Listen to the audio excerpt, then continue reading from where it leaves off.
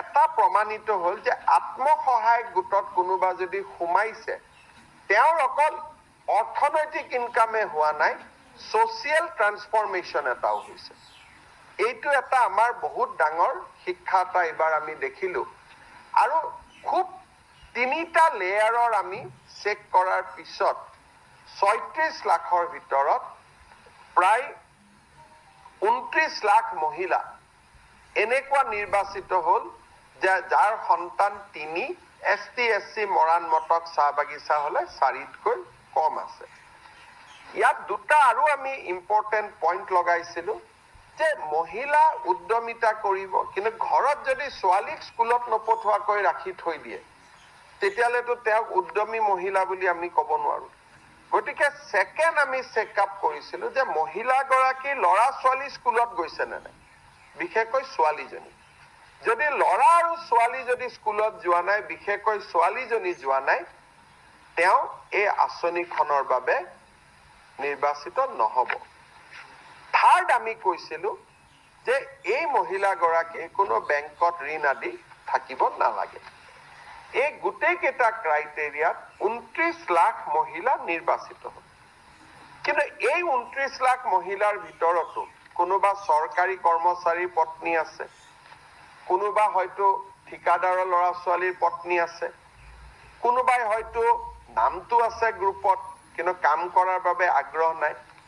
গতিকে এই ফাইনেল পৰ্যায়ৰ চিলেকশ্যনটো এতিয়া আৰম্ভ হৈছে, য'ত 29 লাখৰ পৰা আমি 26-27 লাখ মহিলা চূড়ান্তভাৱে নিৰ্বাচিত হ'ব।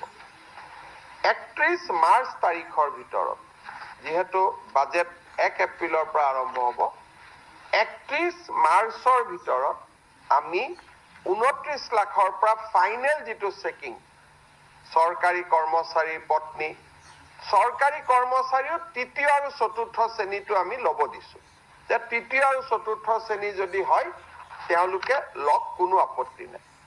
2য় আৰু 1ম শ্ৰেণীক আমি মাইনাছ কৰিছোঁ। ঘৰত যদি বাছ ট্ৰেক্টৰ আছে সেইটো আমি মাইনাছ কৰিছোঁ। 3চকীয়া বাহন আমি মাইনাছ কৰা নাই, 4চকীয়া বাহন মাইনাছ কৰিছোঁ। এনেকে খুব লিবাৰেল চিষ্টেমেদি আমি 29 লাখৰ পৰা কিমান কমে আমি চাম।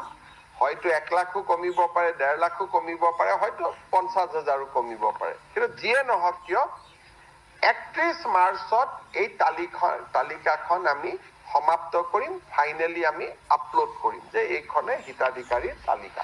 আমি আত্মসহায়ক গোটৰ মহিলাসকলক গ্ৰুপ বুলি পইচা নিদিওঁ, আমি ইণ্ডিভিজুৱেল দিম। তাৰমানে 10 গৰাকী মেম্বাৰ থাকিলে 10 গৰাকীকে আমি ইণ্ডিভিজুৱেলি প্ৰথমবাৰ আমি 10,000 টকা দিম।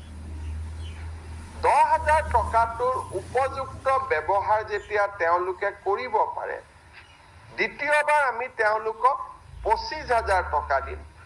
তাৰে 12,500 চৰকাৰে দিব, 12,500 বেংকৰ পৰা আমি লৈ দিয়াৰ ব্যৱস্থা কৰিম, য'ত নেকি ক্ৰেডিট গ্যাৰেণ্টি স্কিম চৰকাৰে কৰিব যাতে বেংকৰো ক্ষতি নহয়।